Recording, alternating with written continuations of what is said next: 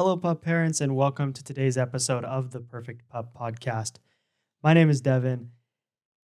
Today's topic is super important because if your dogs are anything like mine, sometimes they get bored from time to time. And when boredom happens, other bad things happen. So, in this episode, I'm going to give you 3 ways that you can help keep your dog from getting bored. So, let's get right into it.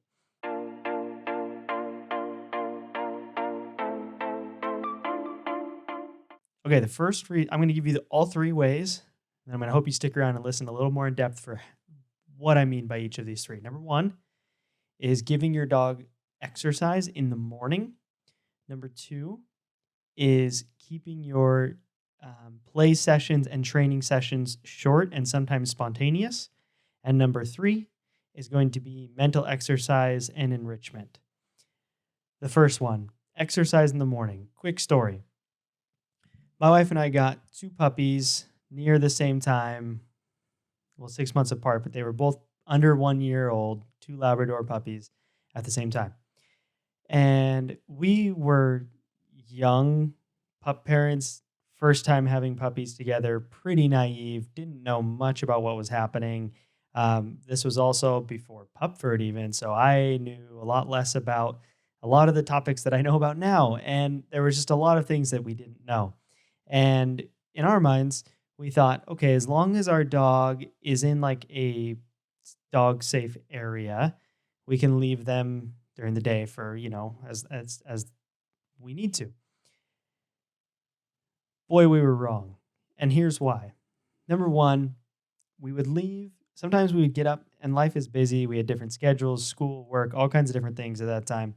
And sometimes we would get up and we had the best intentions of doing a lot of play with our puppies, but sometimes it wouldn't happen. And we would leave and we would come home and there would be shoes that were chewed up, or there would be parts of our table that were chewed up. That happened. There would be, just things that had been gotten into that we didn't even think were possible. And so we started looking a little more detailed at like, why is this happening? What do we need to do better? And the plan that we created was, let's make sure they get at least 30 minutes of exercise every morning. And again, depends on your puppy's age or your dog's age for that matter, and your dog in general. But we kind of stuck to this new habit of we are always going to exercise our dogs in the morning. First thing, one of the first things we do in the morning is going to be exercising the dogs. And we're not perfect on that to this day, but we try and keep that structure and that schedule even now, even with our dogs being almost 4 years old.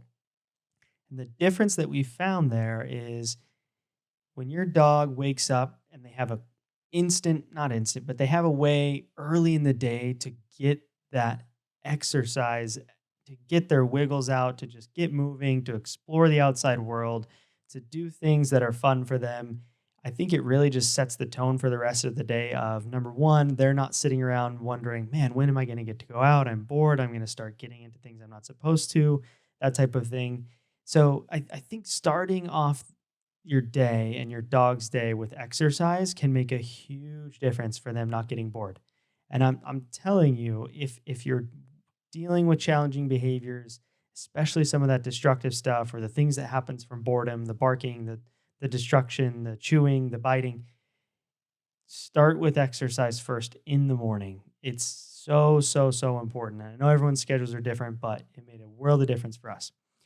The second point is keeping the play and the training kind of quick, short, and sometimes spontaneous. So what I mean by that is I do think that it is very important for our dogs to have structure and schedules. I think they thrive off of those things. But when we're doing things like play or training even, sometimes keeping that, instead of it being like, I'm just going to, every day at 5 o'clock, I'm going to train for 30 minutes. Try doing, for example, maybe if you work from home, try doing, I'm going to do 5 minutes at, 11 a.m. I'm going to take a break from my work. I'm going to do 5 minutes with my dog of play or training or kind of a combo. And then you're going to do 10 minutes later on in the afternoon. And then you do a maybe longer 10, 15-minute session after work or something like that. keeping the thing spontaneous. And you can even apply that just to the times that you're home. If you don't work from home, it just what I mean by is when you're home with your dog, kind of just keeping them on their toes so they don't know exactly like, okay, it's just going to be playtime after dinner. Every other time I'm going to be bored sitting around looking for something to do. Just kind of keeping your dog guessing in the sense of, you might stand up from your desk or you might come home at lunchtime and you might just play some tug for 10 minutes and then be done and kind of go back to things. I think keeping our dogs a little bit guessing, and again, I say that with a little bit of a note of I do think our dogs enjoy structure and there is an importance to structure, but keeping them kind of guessing and keeping them on their toes can kind of help keep them from getting bored. The third point is mental exercise and or enrichment, whatever you want to call it. It's basically the same thing.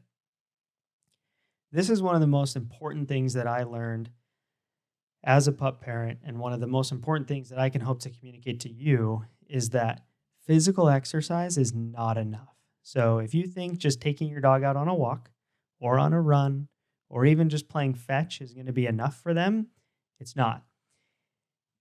I think about myself and I think about days, we've all had days like this where maybe it's a Sunday and you wake up and you really don't do anything. You scroll through Instagram or you're watching Netflix and you're just kind of not doing a whole lot. You're not working your brain. Even maybe if you get up and go on a jog, you come home and it's like, at the end of the day, your brain kind of just feels mushy, like you haven't done enough. You haven't worked your brain. And honestly, that leads to, I think, a whole host of other problems for us as humans. But when we're talking about our dogs, they need that mental exercise. They need the enrichment. They need to work their brains.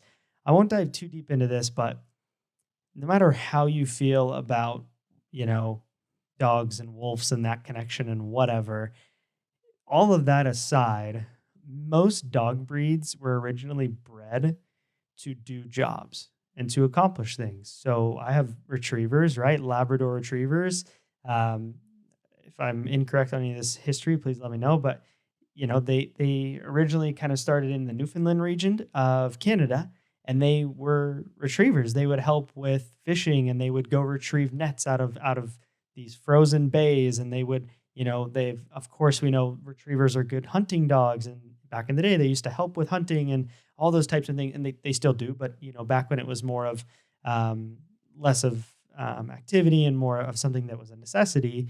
The dogs were there and they were bred to help humans accomplish jobs. And when you look at it through that lens and you think about the common dog now, the average household dog that doesn't have jobs very often. We're not asking them to go and help herd sheep. We're not asking them to, go and retrieve the nets out of the bay out our back door so that we can, sell our catch for the day and make our money, that kind of thing. So when you look at it through that lens, it's important to find ways to give your dog a job. And that doesn't have to be as complex as it sounds. Here's a couple examples of jobs that you can give to your dog. One of them is like actual enrichment toys. You turn a meal into a little bit of a job. So for example, you get a lick mat, for example, and you spread some peanut butter on that and maybe a couple treats, and then you freeze it. And your dog is having to do a job to get the treat. Or if you want to take it a step further and be a little bit more work, I like doing like hide and seek with treats around the house. I'll do what I call a treat bomb, where I'm just, I'll go into a room and just kind of like throw a handful of treats and let my dogs go sniff them out. I don't know where they go. Generally, it's kind of random. They just go wherever the treats. And so the dogs have to go find them. It's like a job. It's a little bit of a task for them. And so, don't get overly worried about the idea of a job for your dog. You don't need that can feel overwhelming, but think of tasks. What tasks can you have your dog do? And sometimes, and this is where I think it's important to do things like trick training as well, because that really works your dog's brain and helps them from becoming bored. So again, recap 3 things that can help your dog from getting bored, help keep your dog from getting bored. Number 1, exercise in the morning. Number 2, is keeping the training slash play in your home sporadic and kind of keeping your dog on their toes, mixing it up a little bit. And number three is mental exercise slash enrichment. And I am not going to give a level of importance to those three because I think they're all almost equally important. But I do want to say that our dogs, I think it's important for all of us, myself included, to remember that they most dog breeds are not they were not bred originally to just sit in a house. They need time outside. They need something to do. They need fetch. They need, some excursions. They need to forage with their nose. They need to use the parts of their brain that we bred them for originally, which is to do work, to do tasks. And sometimes you just have to get creative with it. So I hope this is helpful. I hope this helps you think of ways that you can improve your dog's daily experience so that they are less bored, because the bottom line is we all love our dogs. We want them to be perfect. And the most important thing that we can do as pup parents is to set them up for success. And if we let them get bored too frequently, problem behaviors are going to occur. That is when the chewing starts often.